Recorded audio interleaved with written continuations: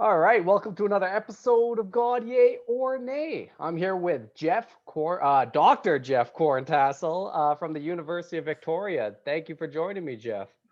What honor. And incidentally, my mom says I'm the kind of doctor that doesn't help people. So I'm not that kind of doctor, the medical doctor. But yeah, I'll introduce myself real quick and then we'll get started. So Osio Nagata, Osio Nor, Jeff Ganoholito Corntassel Dagwadoa, Jaliki Yetli Gwena Sai, Echoda Galski Goi. So my name is Jeff Corntassel. I'm from Cherokee Nation. And I guess we'll talk about that a little bit, but my family comes from what's known as Toquo, Tennessee and Lookout Point, Georgia originally. And then our family was forcibly removed in 1838 to what became Westville, Oklahoma. And so, and then in the 1930s, we kind of had another wave of removal where people left the community to find jobs. And so my family ended up on the West Coast eventually. So I was actually born in Long Beach, California. And my family's kind of all up and down the coast. So, but yeah, my name is Jeff Corntassel. My Cherokee name is Ganoholito, which means hunter. And yeah, I guess I should fess up and say that I'm a associate professor in Indigenous Studies at UVic and also acting director of the Center for Indigenous Research and Community-Led Engagement. But I'm here to talk to you as just a fellow Cherokee, a plain Cherokee. Yeah, and I do appreciate you coming to talk to me. And yeah, like how you said 1838. That's when your your family was pretty much pushed out of where they were living, right? Yeah. Like I remember hearing you're like in another podcast and you were talking about this, but like how does that like change a culture, just like pushing a bunch of people out? Because some people think you can just push people out and they go someplace else and they can just pick up. It doesn't work like that. You just completely change the culture forever, don't you? You have. Like our relationships to the land and to the water and to the animals there are so tight, so integral to who we are, that to move people it was always thought that the color for the direction west is black, and it usually means kind of destruction. It usually means thunder and lightning, and so for our people, moving west was, they thought of it as certain death. And we lost about by all accounts about a third of our nation were lost due to cholera and all sorts of disease, and from that long journey, lack of food, so malnutrition. But it's devastating, and it leaves a scar on your nation that's hard to, I guess, heal from. What we do that I think is kind of cool to commemorate that is we commemorate it kind of from a strength-based perspective. So we have a Remember the Removal bike ride.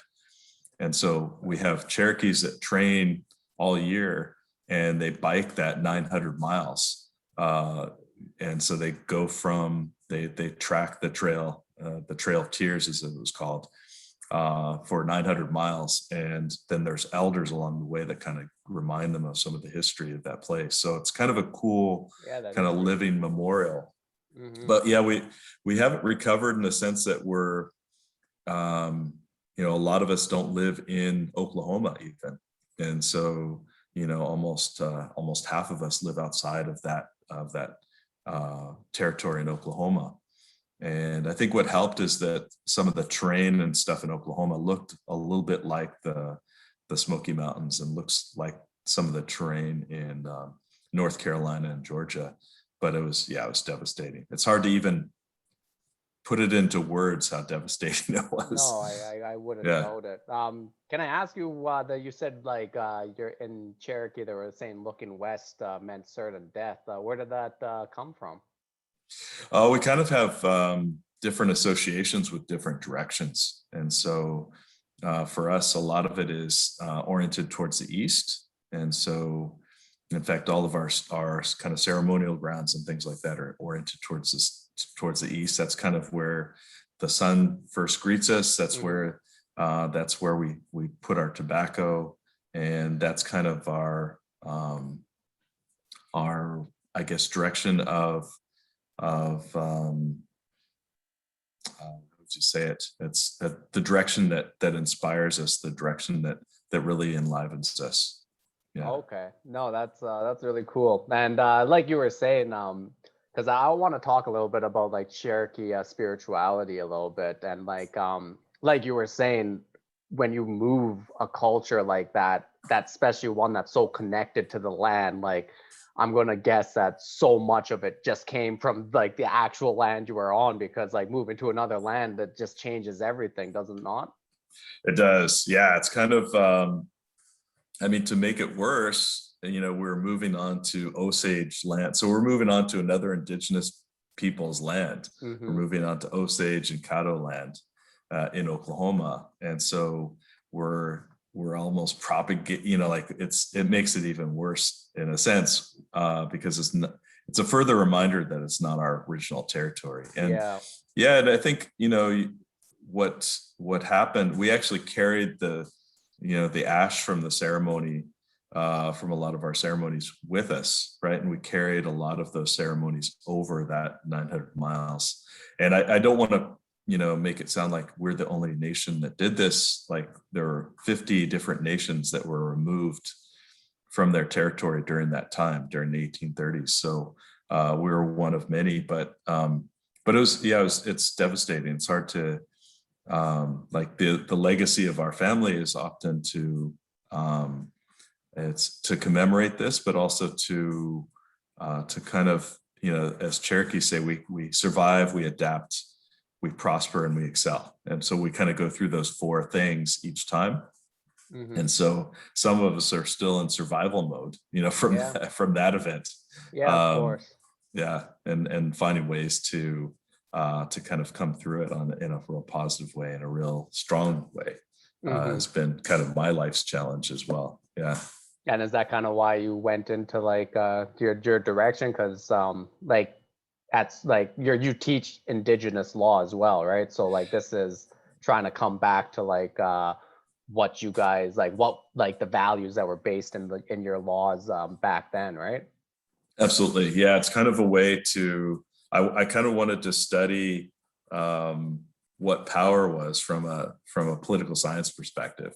Okay. And so I thought, okay, I want to understand how these colonizers tick, how they think. How they And tick. I like that. I want to see, what their thinking is around power, around politics, around governance. And so that really is why I gravitated towards this field. And then to, in a sense, understand it, to find vulnerabilities, to challenge it, and also to really emphasize, like you said, Cherokee laws. So, when people say land back, it's really about that reinvigoration of Indigenous laws on Indigenous land. Mm-hmm. And really, it's a reclamation of sorts, right? Yeah, 100%. So let's talk a little bit about Indigenous laws. Maybe if you want to do it through a Cherokee perspective, whatever you think feels proper. But like, yeah, can we go into some of like the values that are like kind of intertwined into Indigenous law? Yeah, absolutely, absolutely. I think it starts for us with this notion that it's gadugi, which is a Cherokee word for, it means no one suffers alone. No one in life is going to be challenged on their own. It's a community camaraderie. So we start with that as kind of the core of if you will, Cherokee law.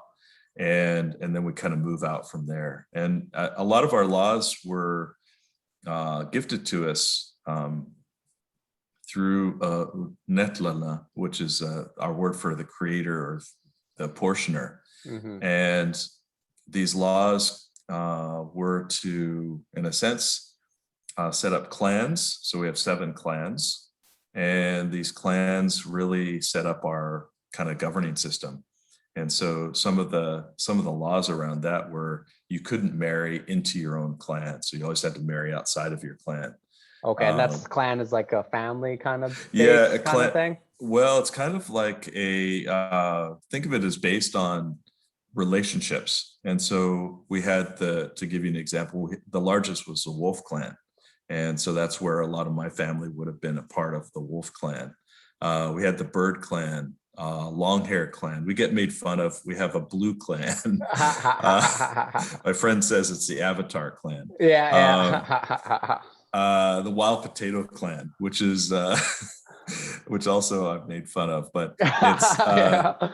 That sounds like my clan. I'll be like, I want to be in the Wolf Clan. Come on. I want to be Wild Potato, man. No one wants to claim Wild Potato. But Wild Potato would be our farmers, right? Yeah, and so okay. These clans really tell us what our role is and our responsibilities are. For Wolf Clan, they're the teachers. They're the ones who are keeping the ceremonies going. The Paint Clan, a lot of our medicine people came out of that clan. And so you have these different clans, and they're carried on through the women. And so we're a matrifocal society traditionally. So it would be through your mother's side that your clan affiliation would come to you. Okay. And so that was a key part of our governance, is really the clan mothers could overturn any decision if they banded together, any decision that was made by the chief.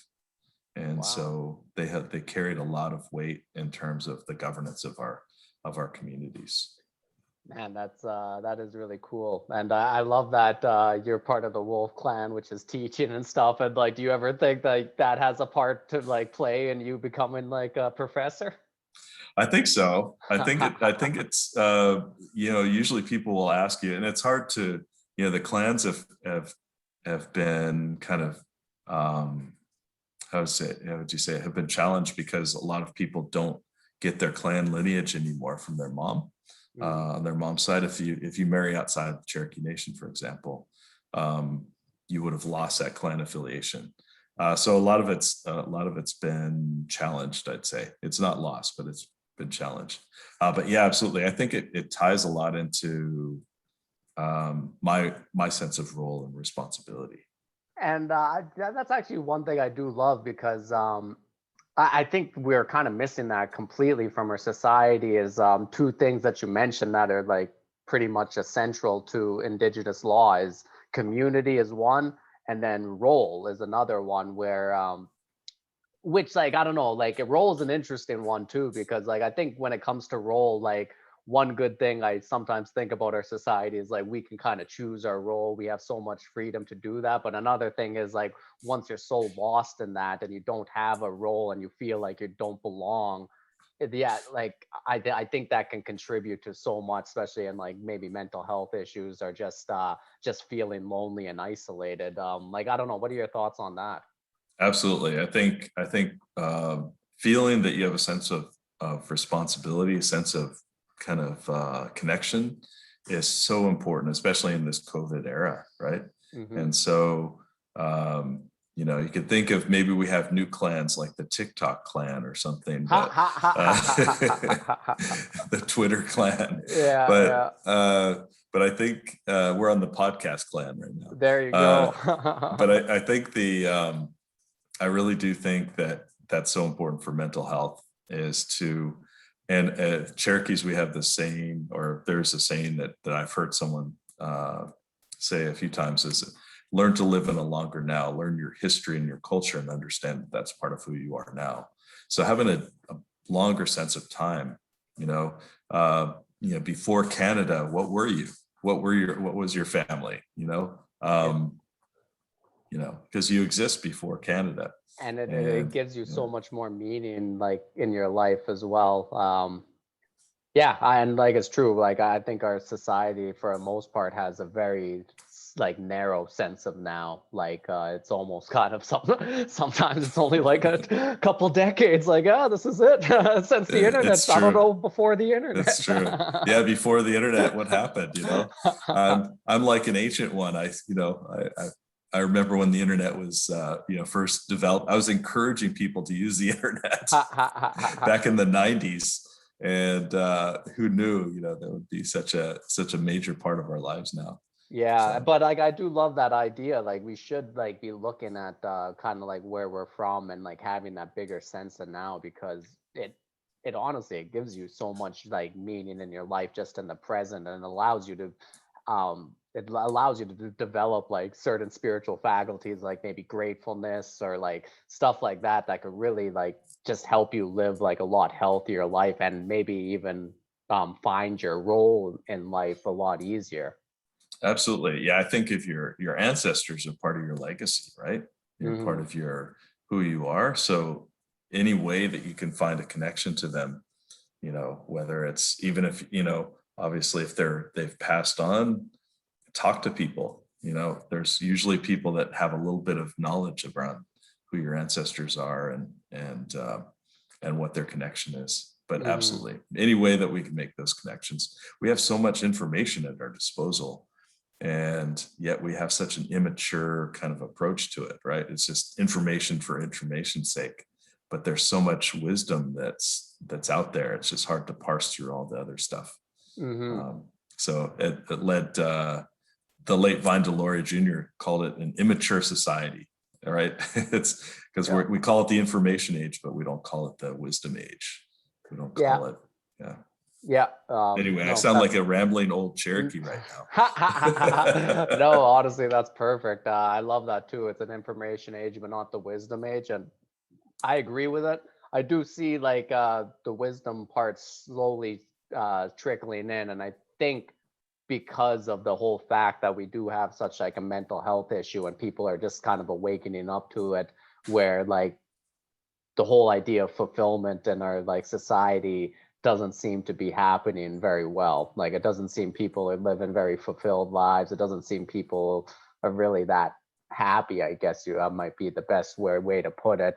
Yeah. Um, like I Yeah. don't know, when like these values though, from indigenous law, especially like community and um like finding your kind of like purpose and stuff, your clan. But do you kind of see these integrating with like our Western laws or modern laws? Like I don't know, like do you see like are you optimistic about that? Like how do you feel about that?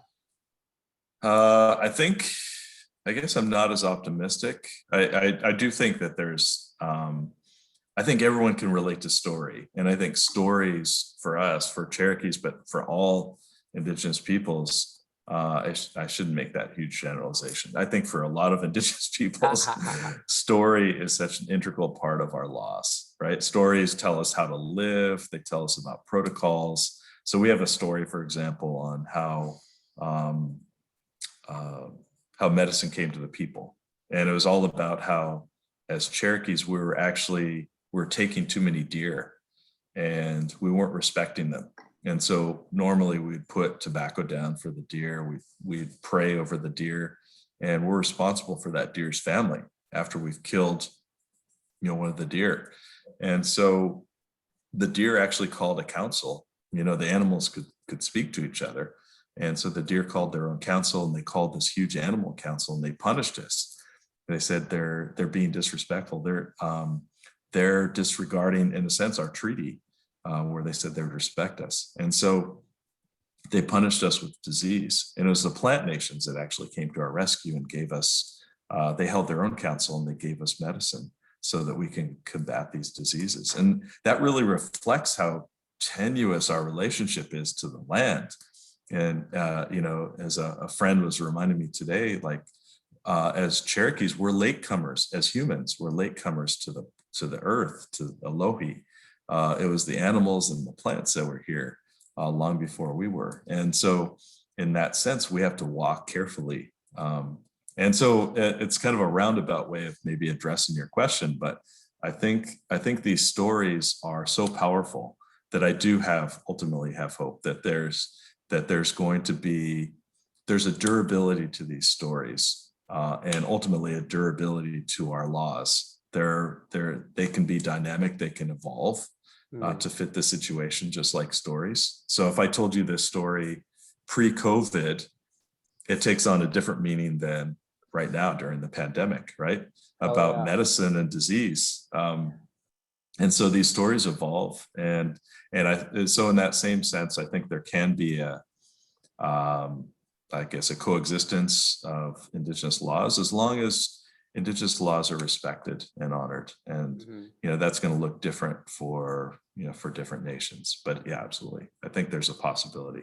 Yeah, and I love that whole idea of like the kind of like how powerful story is, because it is true, like we need to start putting like more emphasis on the power of story, because like we're now in the age of like information, like you said. Yeah. But like we're now in the age where anybody can go and share their story. And if we kind of like tell people, like, if you really do look at the story you're telling, um like you can really make some huge change with that once those stories start taking off, like, Yeah. And create new stories. That's the beauty of, I think, of all of us as humans. We have this capacity to develop new stories, new narratives. So let's create a new story around to challenge that idea of missing and murdered Indigenous women. Let's create a new story that's a story of strength and power. And hey, I love that, creating a story of like strength and power. Like, I'm like speaking as an individual. Like, I've had to do that myself, is where like I've noticed the stories I tell myself about where I am in my life or who I am. And when I like actually did the work of like questioning those stories and like seeing that they were disempowering, like I created more empowering stories for myself that actually like helped me flourish and stuff. So like, absolutely, when yeah, you take that to the next level of like community and society, like those stories can be like really powerful. yeah, um I agree. I remember like seeing one of your podcasts. You were talking about I forget who it was, but like you were saying like how they talk about when you want to create change, it comes from the individual first as like a vision, and then it kind of like Oh yeah. reverberates out into like the rest of the world. And like, I don't know if you remember what you were talking about. Yeah, that was so the late Benny Smith, who's a Cherokee elder, told me it was a Cherokee notion of leadership. And so it starts with the individual as a dream or a vision. And this is a part that I really, this is a creative part, right? We have all these visions and dreams. And then you have to put it into practice in your everyday life. So if I have a dream about revitalizing Cherokee language, I have to start learning to speak the language. I have to do all these things. And then you have to make it relatable to other people. And this is where, as academics, we fail miserably. we have a hard time making these concepts relatable, but you have to make it relatable so that they can understand, okay, I understand what Jeff's trying to do here. And then you mobilize people for change. So it's kind of, like I think in a Western model, it's kind of like we start by mobilizing people and then we'll figure out the details later. Where this really starts from the opposite. It starts from the individual and it moves out where it's almost like concentric circles. And so you can begin to start a movement, if you will, for something positive, but it has to be grounded in your own experience. It has to be grounded in kind of your own vision. Yes. And Yeah. like I love that so much, because then like I think this is what this podcast, like one thing I constantly keep harping on is like self empowerment. Like you have to, like, it comes from inside yourself. And like how you said, when you start with that vision that's inside you, you create that value inside yourself that you can constantly come pointing back to. Because like in any of these endeavors, like it's going to be hard, there's going to be ups and downs, but like if it comes from within, like there is something within you can always kind of set your compass back to, right? For sure. Yeah, it's really, you really, can't go wrong, because even if your vision has some things to work out, even if it's not fully developed, you're going to struggle through it and you're going to find ways through it. And that's what I love about that, is it's kind of your challenge, your personal journey to kind of, if it's a positive, powerful vision, it's going to resonate at some point with other people, even if you're having a hard time making it relatable. And so, yeah, I think, I've had those kinds of dreams that you can't shake. And so I even got a tattoo of one of those. And I'll show you This is live. Oh It's yeah. but it's it was a 14-point buck or deer that was coming up a mountain, but one of its racks had fallen off, and Okay. so it just had one side, and then that rack, that last antler fell to the ground and shattered in all these pieces. And there was a voice that said, "You need to put this back together." And that was it. That was it. That was all I got. Wow. And I was like, that was in the 90s that I had that dream or that vision. And I still don't know exactly what it means. And so that's why I put it on my arm so I won't forget. But I kind of associated with, since it was 7 points, I thought, okay, it's probably our 7 plans. But I don't know in what way, that's going to be pieced together. I'm not going to be arrogant enough to say, hey, I'm going to fix our clan system. We'd have a bunch of clan mothers saying, hey, Jeff, why don't you shut up? Yeah. But I think it's there. And so that's lingering with me as part of my, I guess, if you will, my life's journey. Mm-hmm. And so it might be family. Either way, it's about helping people out and ultimately and bringing people together. So that's my challenge. It's my challenge to figure that amazing. out. Yeah, it's Yeah, amazing how like a vision like that could be so powerful. And I you know. you gotta like you have to take those visions seriously, because sometimes you have a dream that just sticks with you like that, and it's like just you have to like write it down, or you did the best thing to tattoo it on yourself. Exactly. I know that was like what was that movie Memento? Yeah. I'm gonna put tattoos all over my body and just try to figure out life. That would be Go well. here. Hey, if your dreams are giving you such good imagery, you might as well. Yeah, exactly. Gets I, expensive. Yeah. yeah. Honestly, I love that, man. That's really good. We are talking a little bit about mental health, so like I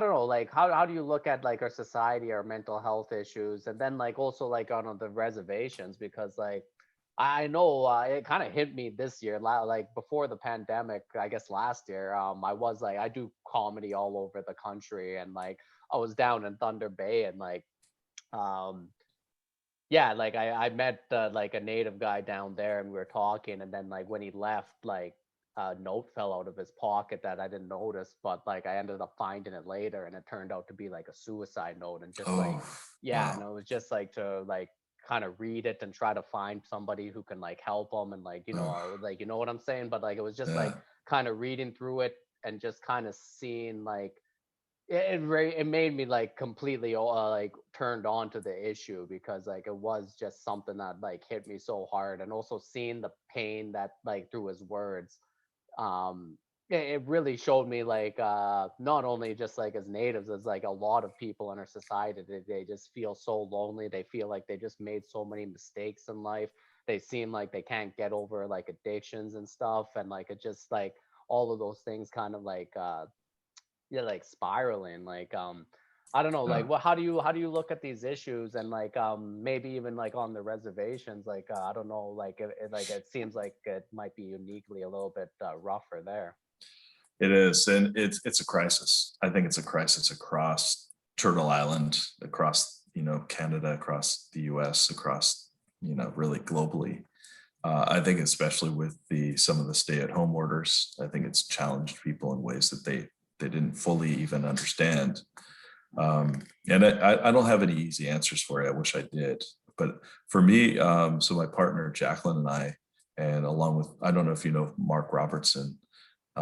He's a former producer of Ratfish Comedy. So we Oh started yeah. doing laughter's medicine kind of comedy workshops. So this will speak to you. Nice.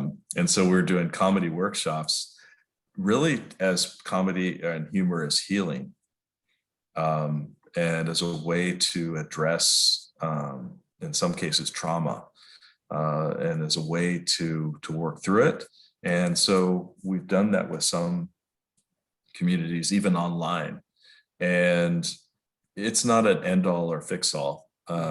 it's one of those things that I do think humor has a lot of potential for addressing these things, because, and then the way I think for a lot of communities that I've been working with over the years, and I think the thing that stands out is getting people out on the land or out on the water actually it has a huge healing effect. And so, and it's not just saying, hey, go for a walk. It's actually, it's engaging in a practice of, let's say, hunting, engaging in some sort of land-based activity. It could be gardening, it could be any number of things. Those kinds of actions I find over time create, again, like we were talking about earlier, a sense of purpose, a sense of responsibility, but also a connection. And that connection, I just did a land-based class this last spring, and it was with Indigenous and non-Indigenous students. And just, they were so grateful to get out on the land, right? And to do some work in community that it really helped them through some of the difficulties of the pandemic. So I don't want to present this as a, end all be all, but these are some of the things I think we can think about in terms of, and more broadly in society, is finding those connections to place and really building on those and protecting those. So right now, Fairy Creek, right, there are people protecting the last of the old growth forests. And the 2.3%, I guess, of the last of the old growth forests. And so finding those connections and protecting them, I think, is so vital to who we are. Mm-hmm. And and I honestly, I wasn't expecting like a end all be all kind of answer. I know how tough these like issues are. It's actually one of the reasons I love this podcast, because I really do feel we get hit these issues at like 100 different directions. Like people can start like becoming like more like self-empowered, and like hopefully can work through themselves, and like hopefully that reverberates, like you were talking about. Absolutely. Yeah. And I think even I can't be back for ceremony, right? And so we're doing I can't go back to Oklahoma for ceremony for this summer. Yeah. And so we're doing we're not going to do it online, but but that's another option. A lot of people are doing ceremonies online. Mm-hmm. People are connecting that way, and they're finding new ways. But we're going to actually do a ceremony here on this territory, kind of with permission from some of the people of this territory, that will approximate and be kind of like a smaller version of the green corn ceremony. And so those kinds of things have helped keep me grounded, and I hope they help other people as well. So we're bringing family into that to support. So yeah, it's I think there's multiple ways to kind of connect and find ways through this really what has become a crisis of mental health. And I think that's kind of our challenge, is to find ways through it. And ultimately that notion of gadugi, right? So don't let, like you found that note from that comedian, you had that responsibility, that notion of gadugi, you weren't going to let that person suffer alone, right? You weren't going to be a bystander. You actually had to jump in and do something to help that person. And that's the spirit we all need, really, is to check in on people, call people. I've been, even, Zooming people. That sounds offensive, doesn't it? Zooming people. It's not a good verb. Yeah. But absolutely finding ways to assist people, but also to check in. Those little things make a big difference, I think. They make a huge difference. Just having somebody be like, okay, like, just having somebody know, like, oh, this person like was thinking about me, it makes you feel good. Like it is a really big thing. And like you were saying, that ceremony, community, like these things do really help. And like we have kind of like gone away from that in our like society. It's kind of interesting when we like a good part of like progress is kind of sometimes breaking up like old communities that don't work, or old kind of like power structures that don't work. But sometimes that leaves us kind of like, all now sitting in like a different place where we're not connected anymore, where like we do have to find new connections and new things. And like also like one thing I've always loved about like especially indigenous practices is like the importance of like rituals. Like you have ritual to like take you from different phases of life, and that's one thing like I think so kind of missing from our society. Like personally, like for me, like I never had any kind of ritual that was like you're a man now or anything like that, you know. But Right. like I did, like when I went down to the Amazon, I did like ayahuasca ceremonies with like the indigenous people down there, and it was very very tough, and it was very very like just eye opening for me. But this like I came out of it like going like I'm in a different phase of my life. It really made me like process like parts of my childhood, and like also like kill off parts of my childhood like that the one Oh, don't need, nice. you know, Yeah. that don't need to Yeah. be there anymore, and kind Yeah. of grow into like more of like the kind of man that I want to be. And like I feel like we don't have that kind of ritual at all like in our society anymore.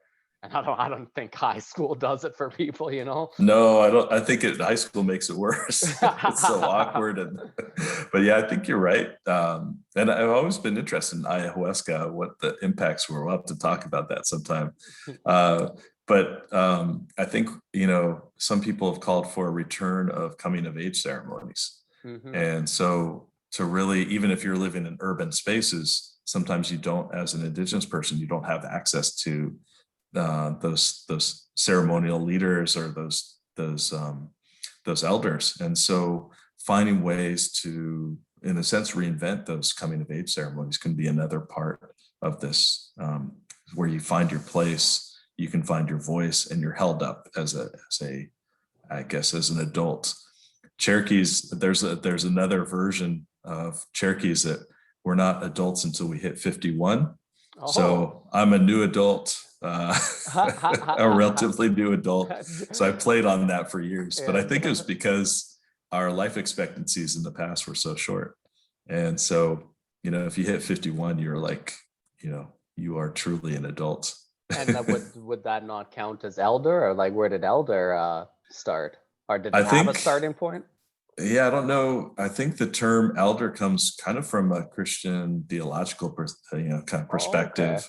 And so now we have a lot of indigenous peoples that are claiming different terms, like knowledge holder and things like that. But I still use the word elder because I think it's more about, it's not about being elderly.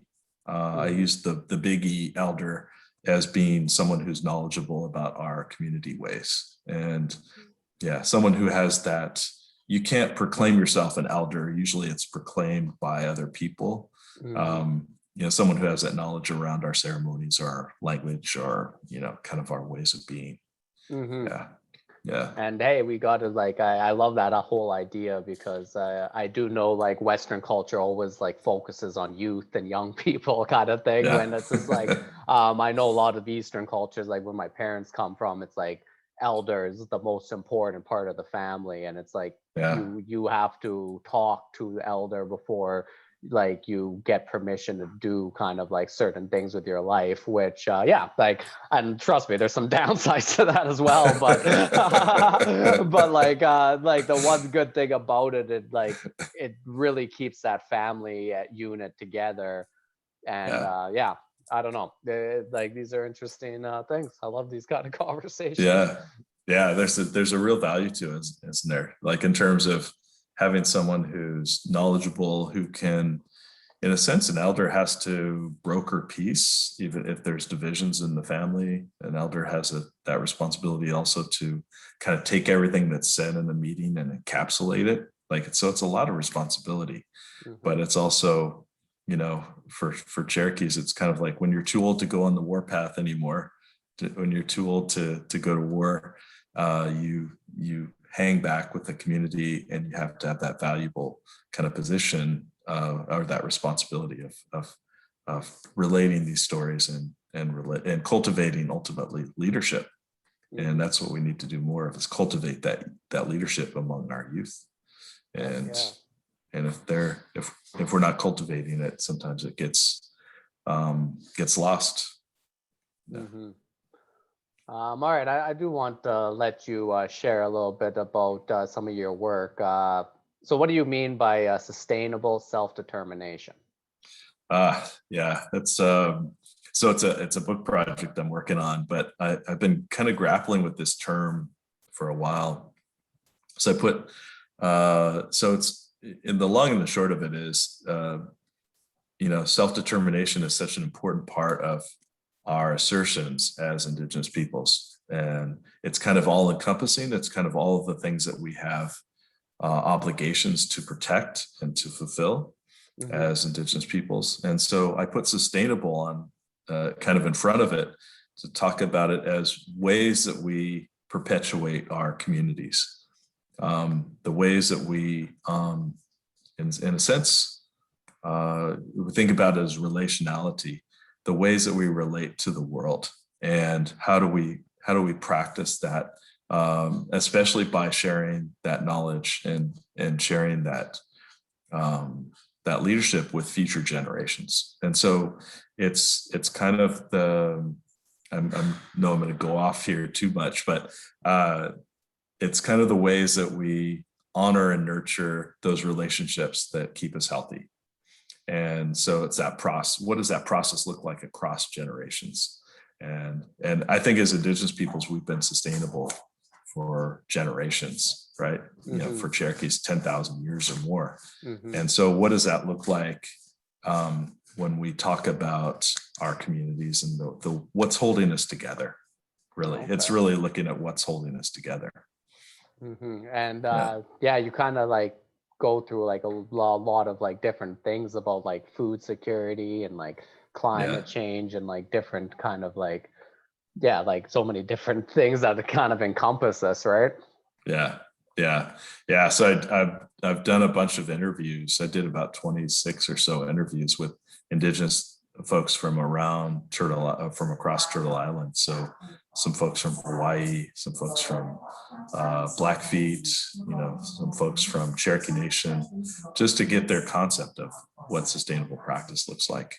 And so it's fun. It's kind of a fun project, but it's also a challenging one. How do I encapsulate all of these different ideas and into a book? No, I love that. And I really do love that. And like I think like one part of the thing is like with the land, like you actually even look at like what is like the plants and stuff that are native to this land, like what is this like land supposed to grow and stuff like that. And like sometimes you see a problem with like invasive species and stuff as well, don't you?